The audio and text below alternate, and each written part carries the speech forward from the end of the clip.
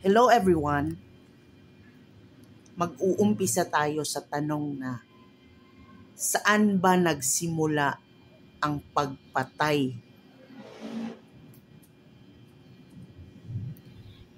Marami tayong nakikita sa social media na sinabi ko na nakaagaw ng ating pansin, nakakuha ng atensyon ko.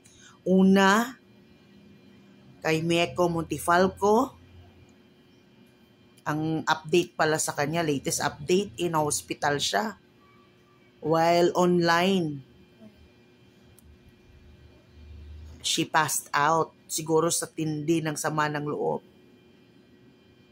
So we will continue to pray for her na matagpuan niya ang kasagutan ng kanyang problema, na lalapit siya sa Panginoon, na maghihilom ang lahat ng mga sugat niya, mga sugat sa kanyang damdamin.